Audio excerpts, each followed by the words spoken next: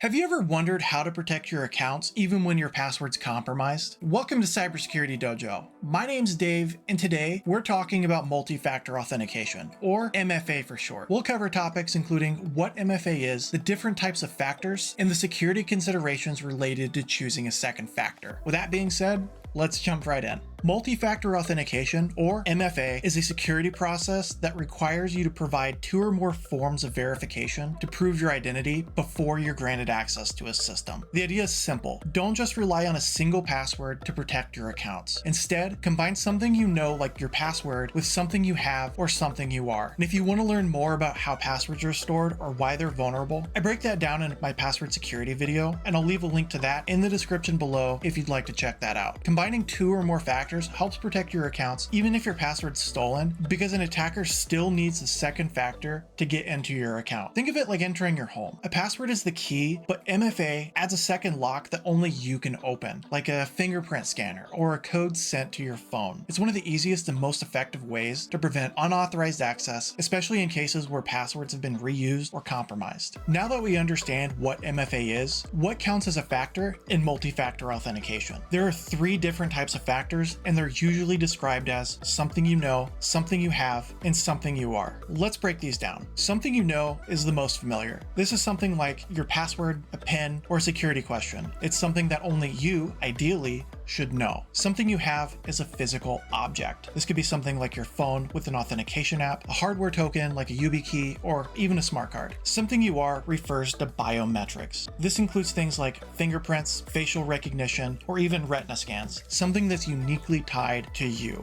MFA works best when you combine factors from different categories. For example, using a password, something you know, plus a code from your phone, something you have, is more secure than using two passwords. Some systems even support additional factors like somewhere you are and something you do. Somewhere you are refers to a location that you need to be at to validate your identity. This generally needs to be combined with another factor to appropriately validate you are who you're claiming to be. For example, if I have to be in the office to log into a secure system, the system might only accept connection requests from the corporate network or a specific IP range. By combining that with something like a smart card or a password, it helps confirm that the person logging in is physically where they're supposed to be and not some attacker on the other side of the world. Something you do refers to a behavior specific to a single person, such as your typing rhythm, mouse behavior, or even how you swipe on a screen. These are less common, but you might run into them in high security environments or using newer authentication systems that use behavioral analytics. The key idea is that using more than one type of factor drastically reduces the chances of an attacker gaining access, even if one factor is compromised. Now that we know the different types of factors, let's talk about which ones are actually the most secure. Let's start with the most common, SMS-based codes. You've probably used this before when you log into a website and it sends a code to your phone via text. While this isn't the best option, it's certainly better than nothing. The problem is that SMS can be intercepted, and attackers can use techniques like SIM swapping to take control of your phone number through social engineering your phone carrier into transferring your number to a SIM card they control. The attacker can then log into your account, and when the SMS code is sent to your number, it gets routed to the attacker's device instead. Think of it like getting a new phone and keeping your old phone number. SIM swapping works the same way, but without your permission. Next up, we have app-based authentication. This is a step up from SMS-based codes. Apps like Microsoft Authenticator or Authy generate time-based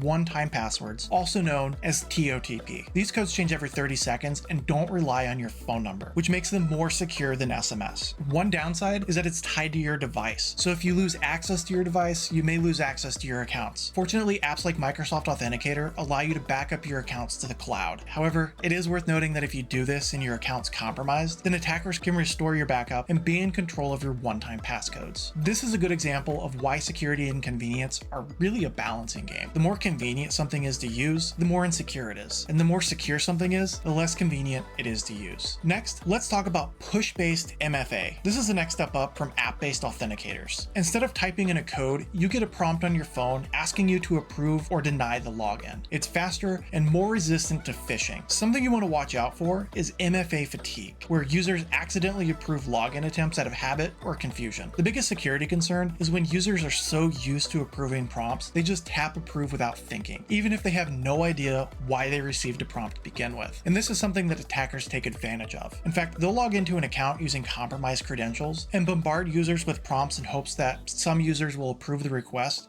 either out of habit or frustration, just to get the prompts to stop. This term is called MFA bombing. Finally, let's talk about hardware tokens like YubiKeys. These are some of the strongest second factors available. They're physical devices that use cryptographic keys and can't be phished or intercepted. Some even support FIDO2, a modern standard that provides phishing-resistant, passwordless authentication using cryptographic keys. Unlike SMS-based codes and TOTP, which can be captured by phishing sites in real time, hardware tokens require physical access and often skip codes altogether. There's one last thing I want to briefly mention. Attackers can sometimes bypass MFA by exploiting misconfigured system or leveraging legacy protocols like POP or IMAP, which don't support MFA. Fortunately, these are being phased out and more often than not being blocked by default in many environments, but it's still worth knowing about. Let's recap. Multi-Factor Authentication, or MFA, adds an extra layer of protection by requiring more than just a password to log in. We looked at the different types of second factors, including something you know, something you have, something you are, and even less common ones like somewhere you are and something you do. We also talked about the strengths and weaknesses of different second factors and why it's important to go beyond just SMS. The bottom line is, if a service supports MFA, turn it on. It's one of the easiest and most effective ways to protect your account from things like phishing, credential stuffing, and brute force attacks. And while MFA isn't perfect, it's a huge step forward in making sure that your identity stays in your hands. If you found this video helpful, please consider subscribing to the channel. Thank you so much for watching today's video, and I'll see you in the next one.